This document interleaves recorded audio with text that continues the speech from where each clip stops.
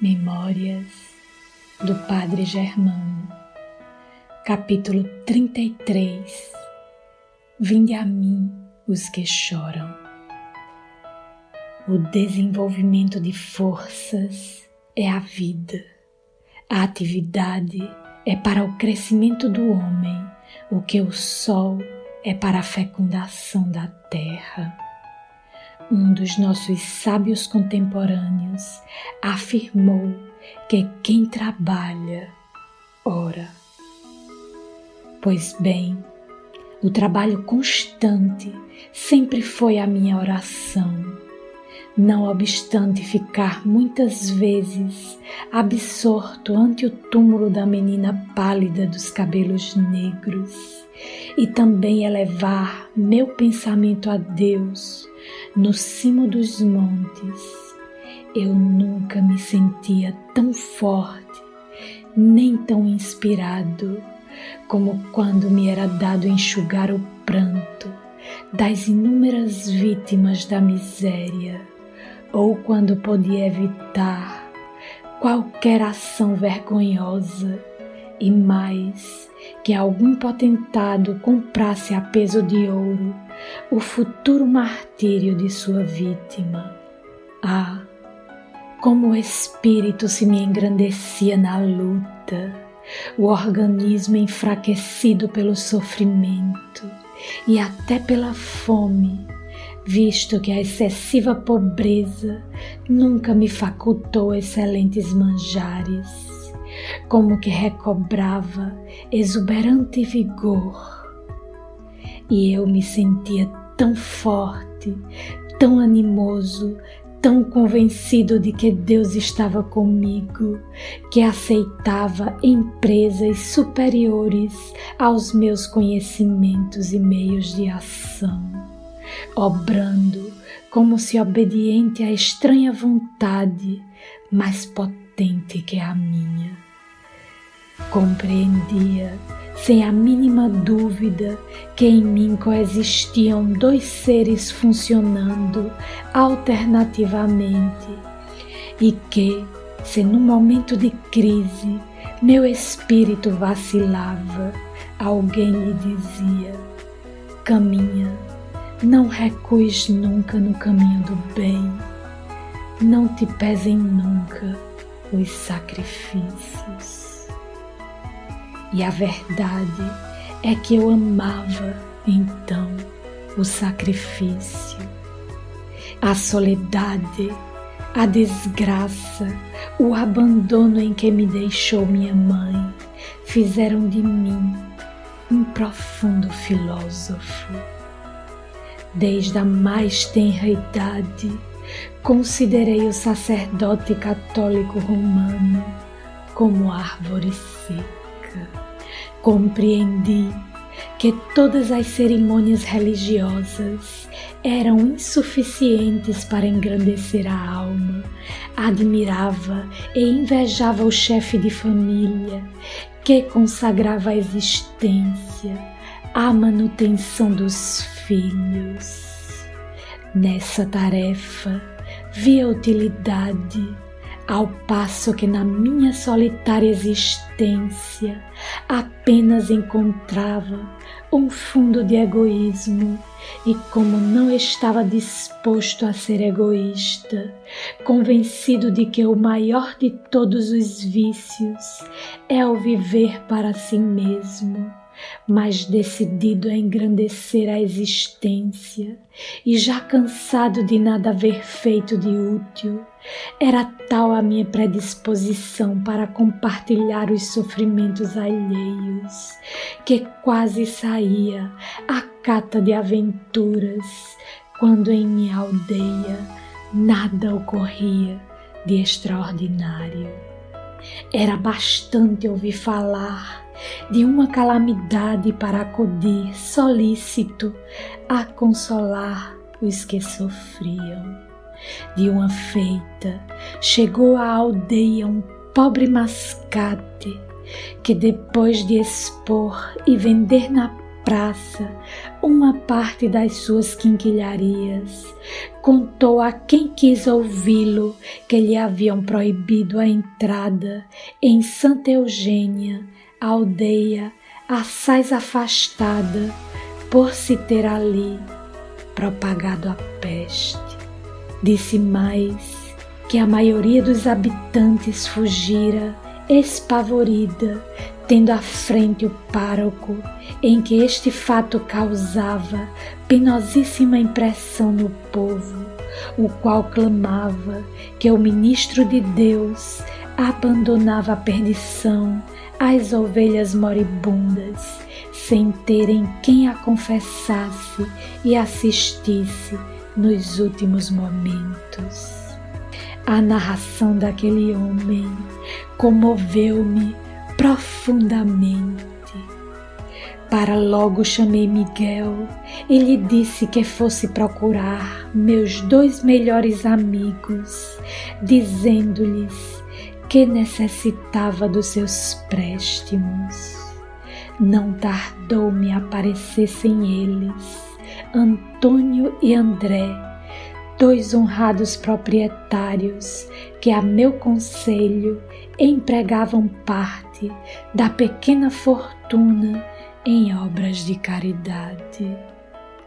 Ao vê-los, exclamei: necessito de vós para me acompanhardes a um lugar no qual há lágrimas de moribundos que lastimam a falta de confessor. Trazei vossas melhores montarias, porque amanhã, às marchas forçadas, poderemos chegar ao lugar empestado.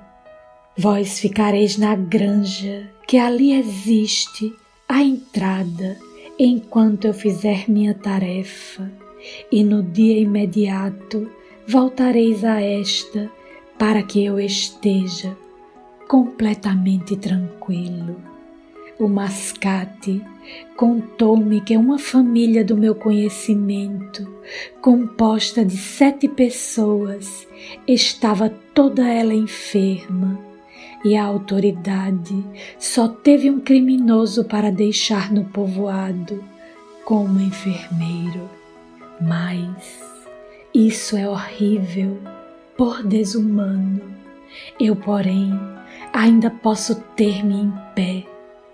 Quero, pois, dizer por meus atos: vinde a mim os que choram, mesmo porque, se Deus me recusou filhos, foi para que dilatasse mais a minha família no seio da humanidade. Família cujos membros são todos os infortunados que sofrem, que sucumbem ao peso da dor. É fato incontestável que na minha última encarnação possuía uma força magnética de primeira ordem, pois minha vontade se impunha a quantos se acercavam de mim, sem que alguém se atrevesse a fazer-me a mais leve objeção. Logo que montamos a cavalo, meus companheiros mal podiam seguir-me, tal a carreira vertiginosa do meu corcel, que afoitamente transpunha vaiados e barrancos. Esconde-se o sol atrás das montanhas, e a luz estende em seguida o prateado manto pelo mar dormente, tranquilo, e nós, caminhando sempre, chegamos ao termo da viagem. Daquele lugar empestado não existe hoje uma pedra. As guerras e os incêndios encarregaram-se de destruir essa povoação agrícola, rica de mananciais de quintas lavradas, de frutos deliciosos.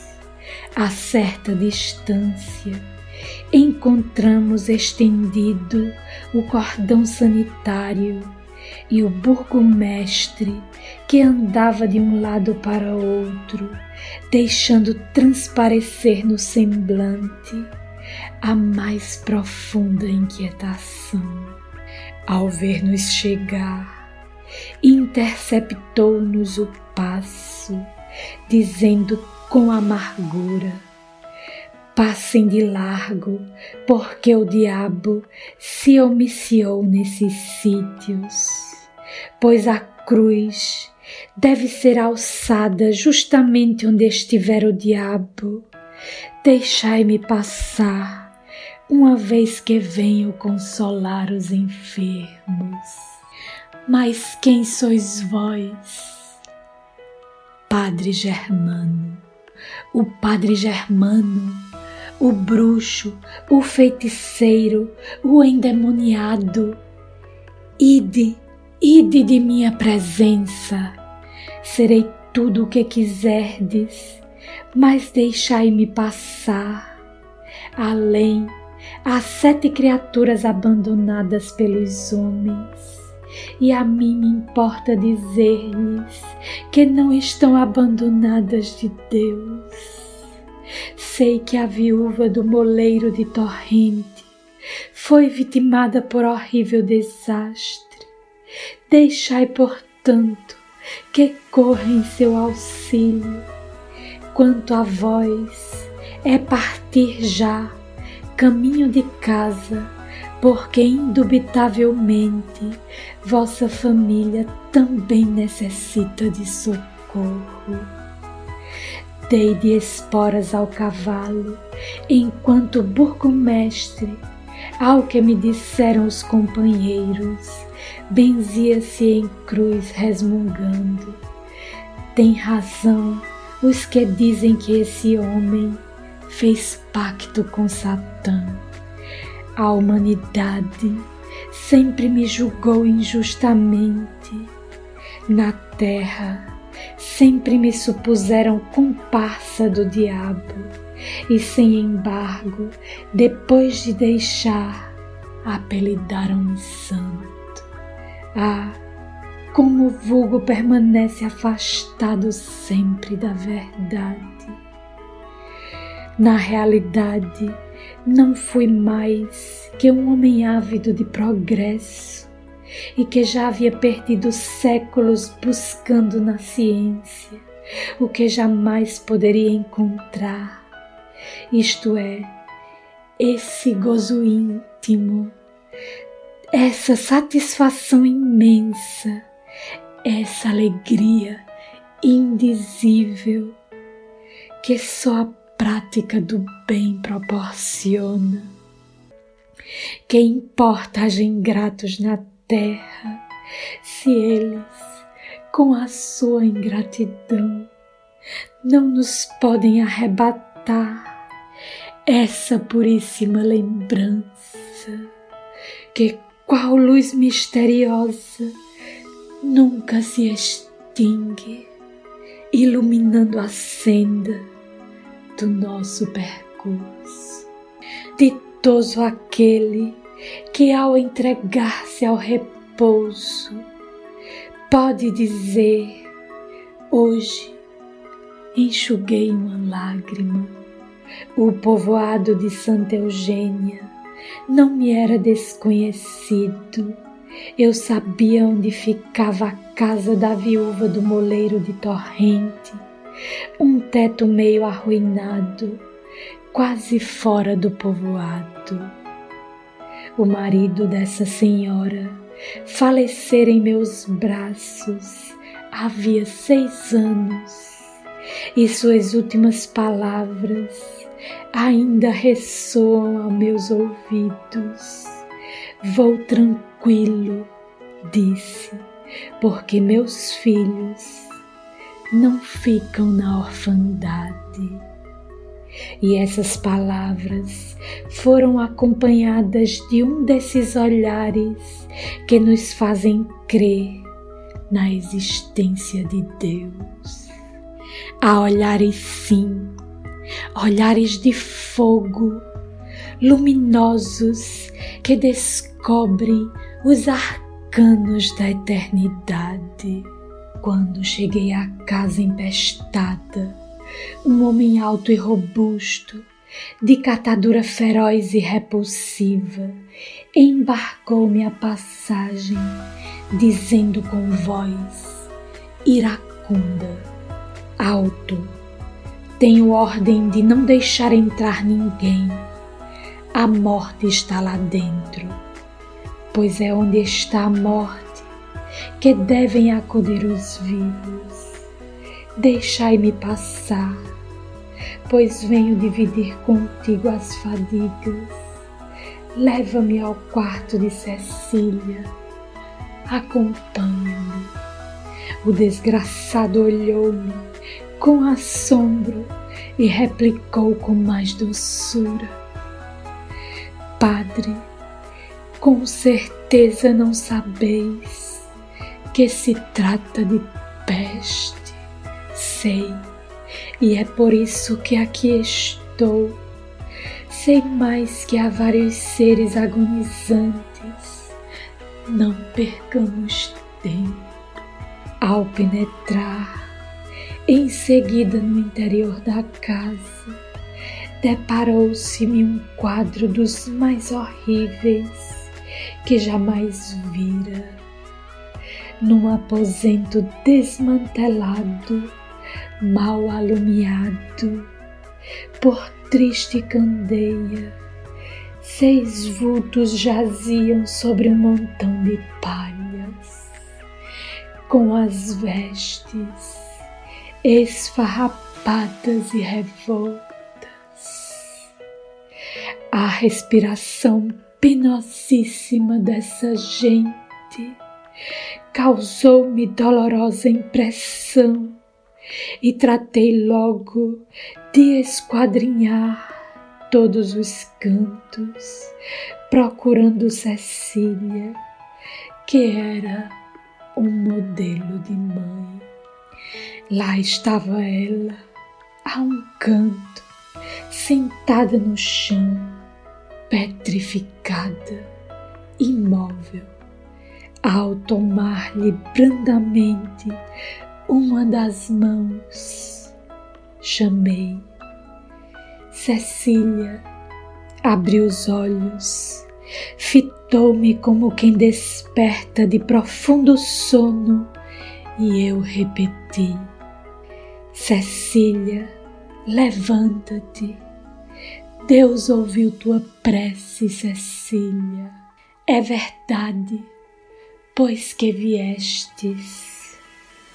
E fazendo um esforço sobre-humano, aquela pobre Marte contou-me entre soluços e lágrimas que lutava há 26 dias com a moléstia dos filhos, sem tréguas nem descanso, a não ser uma pequena parte do dia, pois à noite sempre se agravava a situação, até que naquela tarde as forças lhe faltaram completamente, razão pela qual, pensando em mim, chamara-me com insistência, estranhando a demora do meu socorro, visto que, em todas as preces, rogava a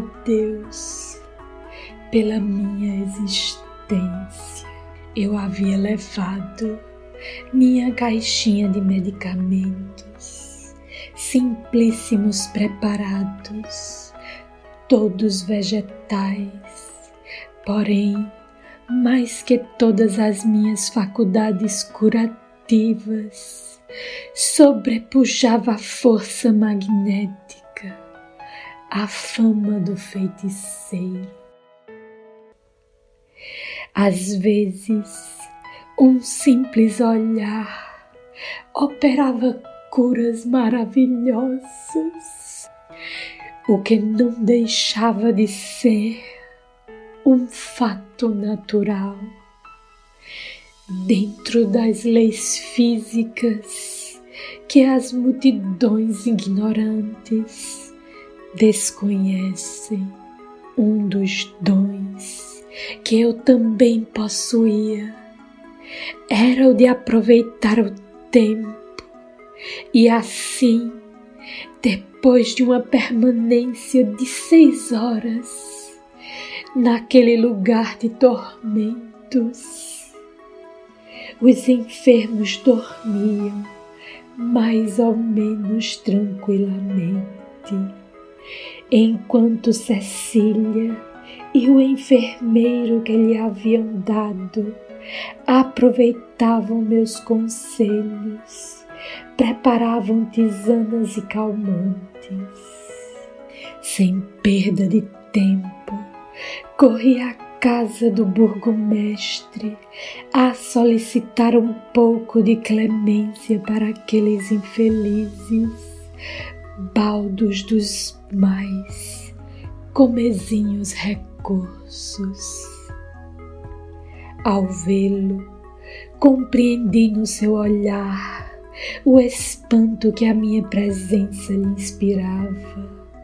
Cego, crente que era do meu pacto com o demônio, tanto mais quanto, ao regressar ao lar, preocupado com o que lhes dissera, encontrara as 3 filhas presas de horríveis convulsões, aliás, oriundas de uma causa simples e natural.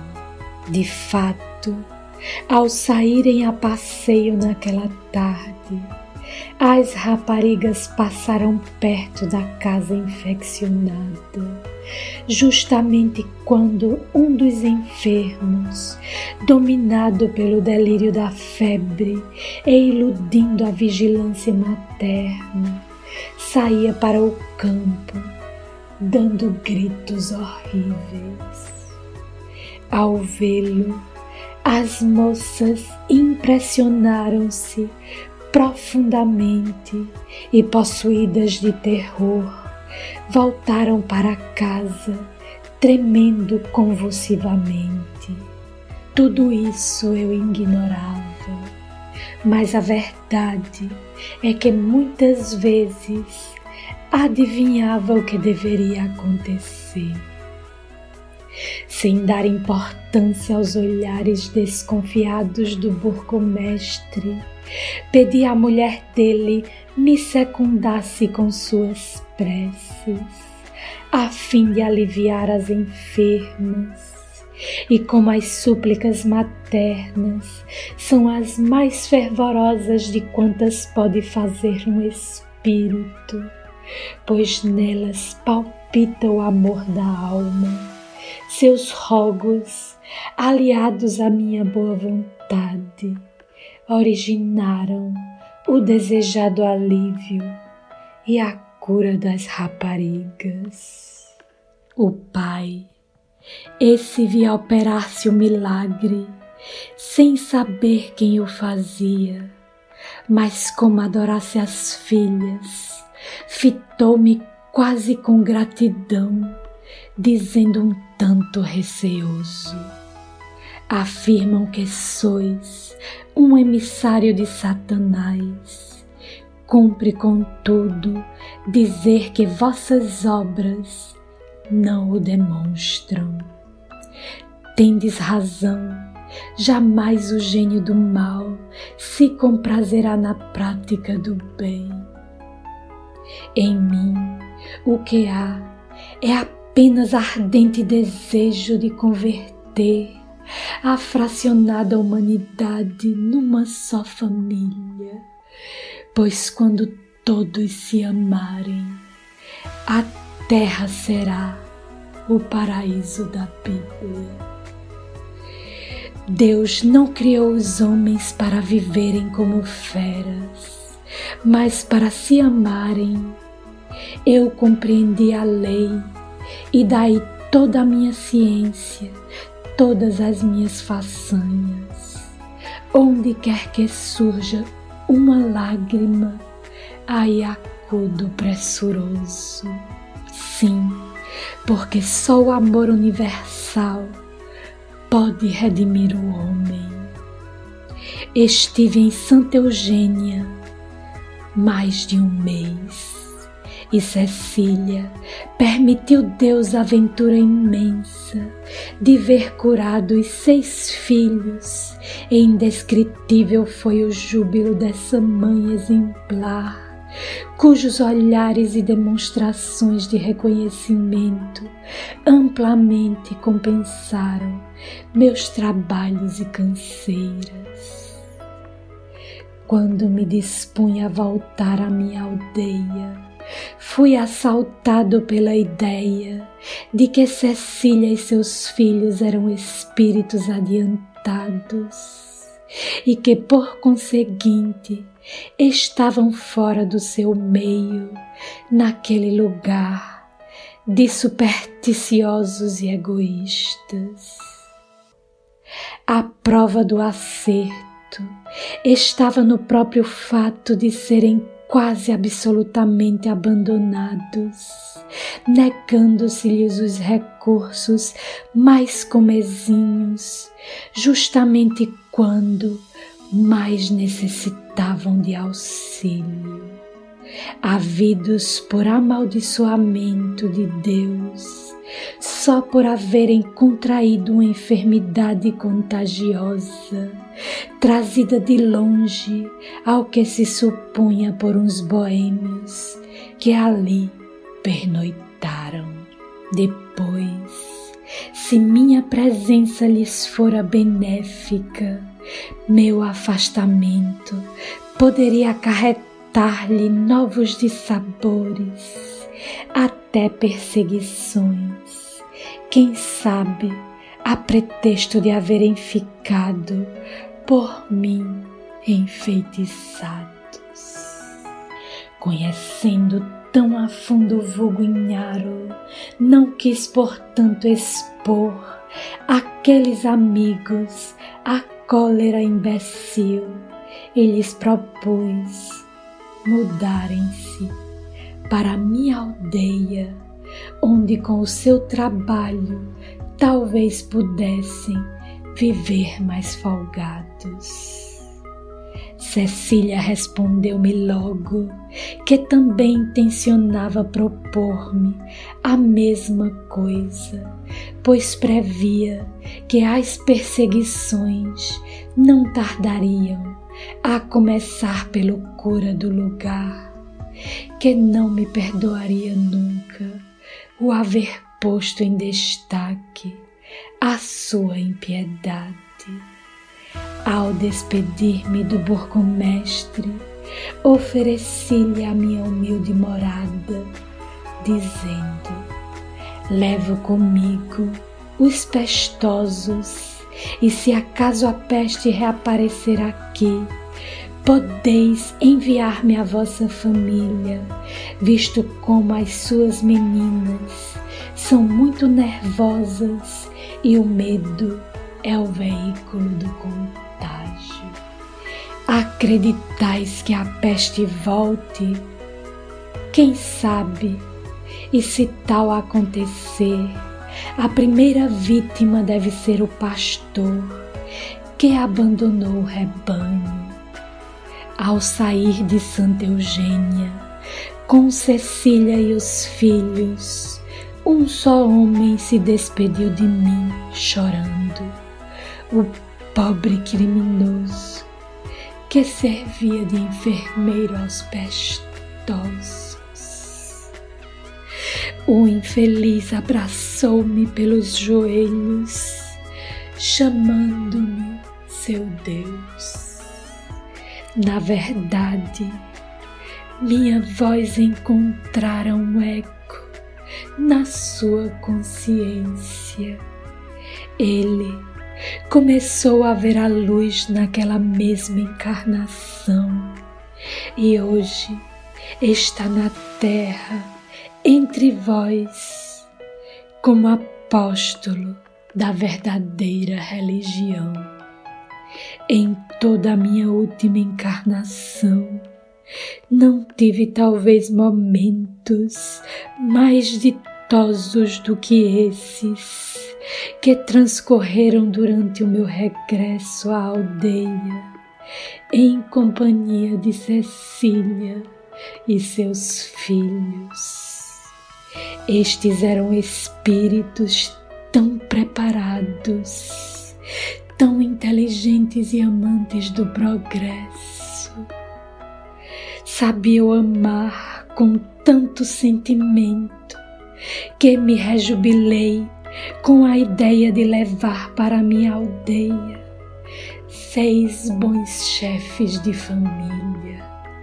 Vendo-os tão lestos e robustos, desdobrando vigor e juventude, lembrava-me da situação em que os fora encontrar, combalidos, desfigurados, cabelos eriçados, olhar sem brilho, lábios cobertos de sanguinosa espuma, inteligência hebetada a ponto de não reconhecerem a própria mãe que adoravam como uma santa. E santa era, na realidade, a boa criatura que foi na terra uma das melhores mães. Mais satisfeito de mim mesmo do que qualquer conquistador do mundo, entrei na minha aldeia e disse, emocionado, aos meus paroquianos: eis que no seio da morte fui buscar o princípio da vida. Por isso que vos trago uma família modelo. Pois bem, imitai suas virtudes e sereis mais ricos que todos os potentados da terra. Um mês mais tarde, a peste reapareceu em Santa Eugênia e eu soube, pela família do burgomestre, foragida em minha aldeia, que o cura foi a primeira vítima da moléstia, cujo horror lhe fizera antes esquecer os sagrados deveres do seu sagrado ministério. Na vida normal, o sacerdote católico é planta parasitária, dispensável à sociedade, visto como homem, para salvar-se, não precisa desse autômato a mover-se sem paixão nem sentimento. Nem passa de autômato o homem sem família, sem vontade própria e que chega a criar afeições. É com a característica do crime que busca a sombra e o mistério. Entretanto, se do ponto de vista comum o sacerdote celibatário é absolutamente inútil, nos momentos de angústias, nas catástrofes que fazem época na história dos povos, essa figura passiva do sacerdote pode atingir tal altura que se transforma e converte pelo sacrifício na imagem viva da providência, tanto quanto não lhe assiste o direito de egoísmo desculpável no chefe de família que diz: de mim vivem meus filhos. Do sacerdote celibatário ninguém vive. E assim ele, nas crises supremas, pode dizer como eu dizia: Vinde a mim os que choram, e as lágrimas dos que choram enchiam o vácuo imenso do meu coração. Compreendia que a felicidade não era para mim, por isso jamais me acerquei dos homens felizes, senão nos momentos em que podia assegurar-lhes esta mesma felicidade. Depois me afastava deles e buscava o sofrimento, que é o amigo íntimo da soledade. Resta dizer-vos, para terminar este capítulo das minhas memórias, que os 6 filhos de Cecília foram o tronco de várias outras famílias, amantes da verdade e do progresso.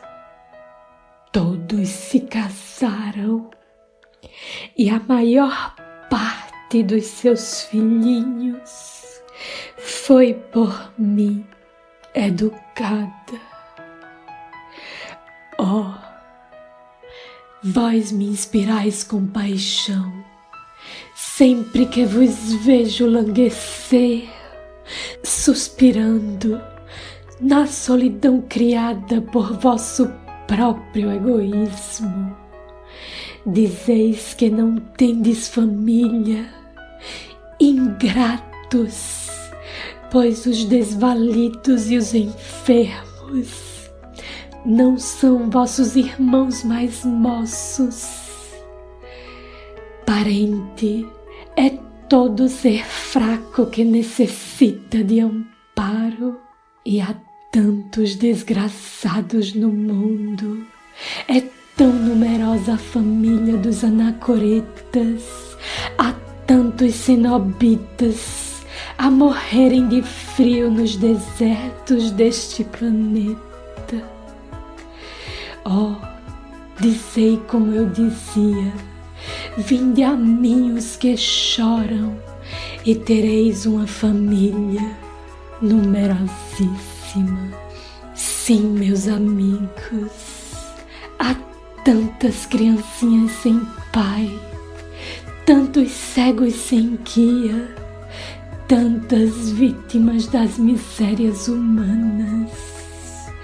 Enxugai vossas lágrimas, pois o pranto vertido na inação é qual água do mar, que não fecunda a terra. Não choreis sozinhos, mas com os aflitos, porque só assim o vosso pranto se converterá no orvalho benéfico que faz brotar flores dentre pedras.